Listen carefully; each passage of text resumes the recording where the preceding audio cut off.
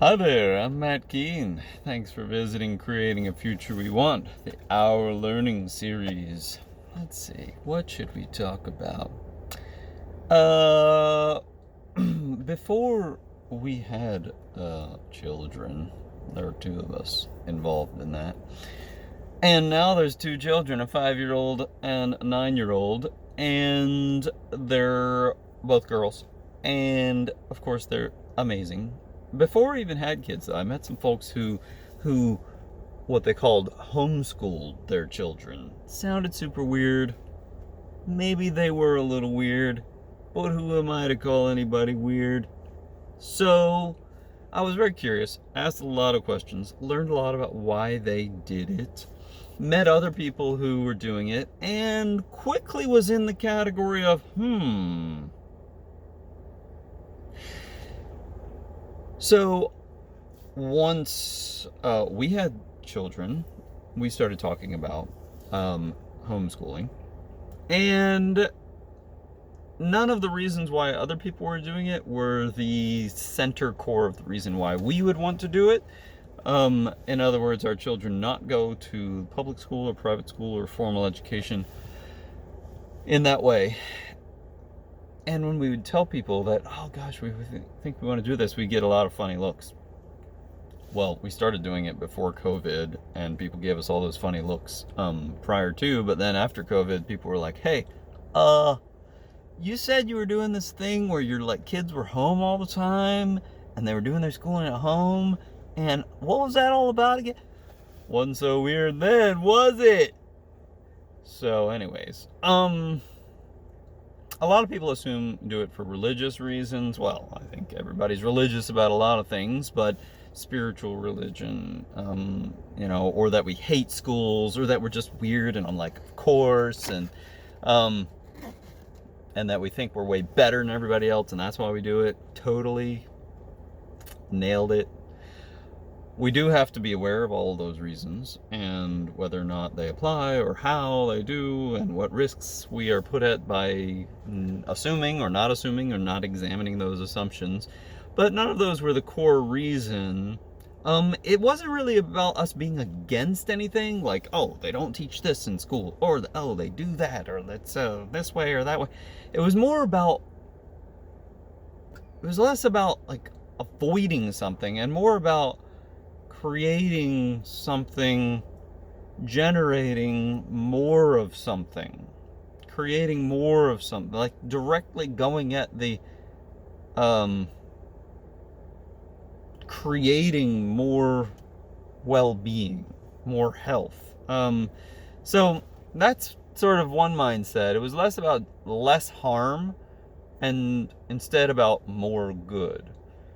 So it's also true that the education system, we believe, was built for a lot of purposes. A lot of purposes were noble and good, and they achieving them.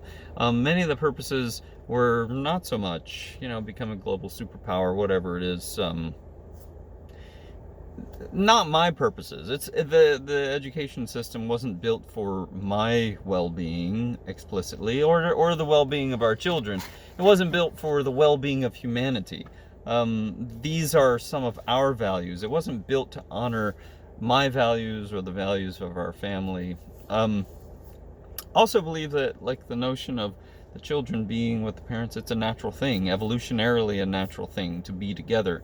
We think this idea of like raising them in the family business, sort of as an apprenticeship, the things that my wife and I work on, we want them to be a part of that and working on that. Like, there's sort of, a part of this, in that, like, I have all this free time now that I'm like homeschooling, and for all this free time that I have to make videos in the car while they're in there dancing. Okay, so anyways, want them to be a part of the family business. It is true that we have our starting point is a systems view. Fritjof Capra would be laying that out in as a starting point of how what a fundamental philosophy of how our education is designed and built, versus sort of a reductionist view that is an education system built for other purposes that, in my view, leaves the education system open to what is the worst of capitalism and of money, surveillance capitalism, the worst of peer pressure, the things that happen because of those things, like stripping out the arts and humanities and all of the invisibles out of our education, prioritizing knowledge over practice, prioritizing the received view over other approaches to learning and understanding. We want to teach our children to learn how to learn. And there are a lot of risks in what we're doing. One being, I am who I am, in some ways limiting the perspective of what our children are being exposed to. Sufficient time and energy dedicated to them, to the education. I'm terrible at it. There's a risk, but I've never been one to not do things that I think should be done because of a fear of what might happen in the future.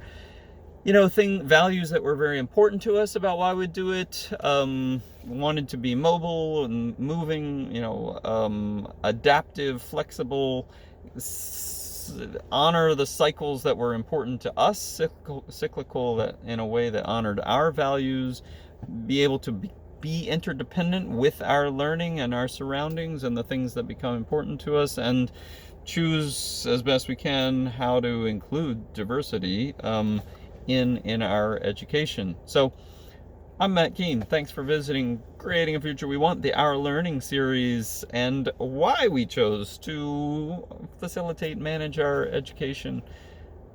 It's been an honor to speak to myself. What's your vision for a future of our learning?